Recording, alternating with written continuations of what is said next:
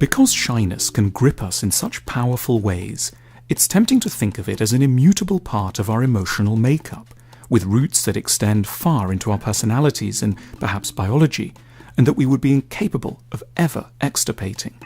But in truth, shyness is based on a set of ideas about the world that are eminently amenable to change through a process of reason, because they are founded on some touchingly malleable errors of thought. Shyness is rooted in a distinctive way of interpreting strangers. The shy aren't awkward around everyone. They're tongue-tied around those who seem most unlike them on the basis of a range of surface markers of age, class, tastes, habits, beliefs, backgrounds, or religions.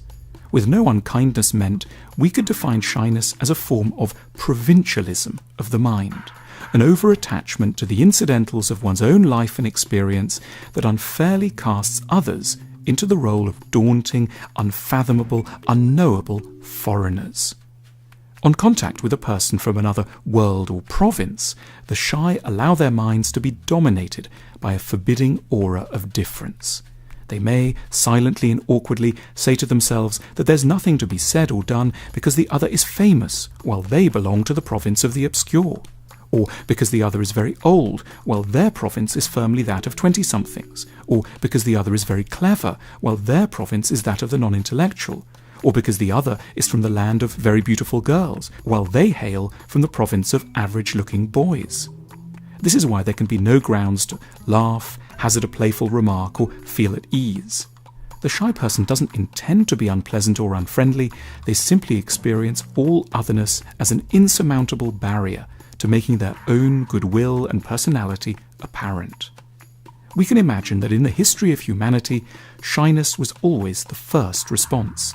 The people over the hill would have triggered the feeling because they were farmers while you were fishermen, or they spoke with a lilt in their vowels while your diction was monotone and flat. Yet gradually there emerged a more worldly, less exclusive way of relating to strangers, what we might call a psychological cosmopolitanism. In the ancient civilizations of Greece and Rome, prompted by ever-increasing encounters between peoples who lived very different and mutually unfamiliar lives, thanks to developments in trade and shipping, an alternative to shyness developed.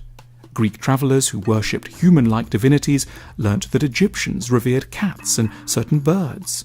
Romans who shaved their chins met barbarians who did not. Senators who lived in colonnaded houses with underfloor heating encountered chieftains who lived in drafty wooden huts. And among certain thinkers, an approach developed that proposed that all these humans, whatever their surface variations, shared a common core, and that it was to this that the mature mind should turn in contact with apparent otherness. It was to this cosmopolitan mindset that the Roman playwright and poet Terence gave voice when he wrote, "I am human, so nothing human is foreign to me," and that Christianity made use of in rendering universal sympathy a cornerstone of its view of existence.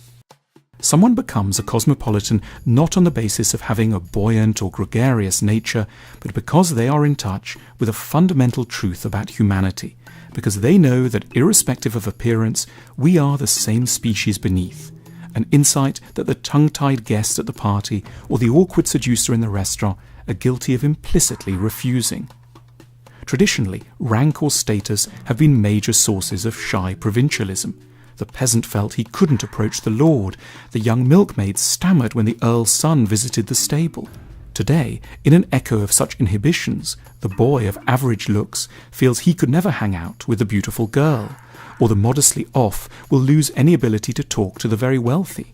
The mind just fixates on the gulfs. My nose looks like a child modelled it out of plasticine, yours as if it had been carved out by Michelangelo. I fear losing my job, while you fear that the expansion of your business into Mexico won't be as profitable as you'd forecast.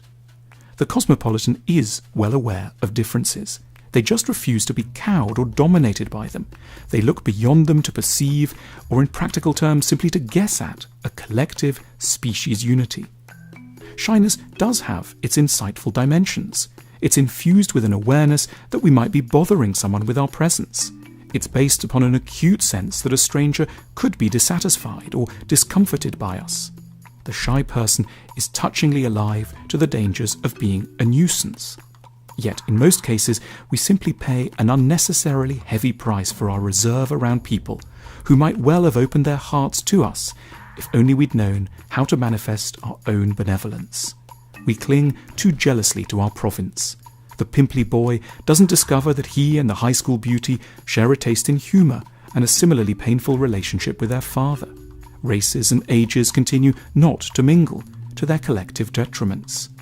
Shyness is a touching, yet ultimately excessive and unwarranted way of feeling special.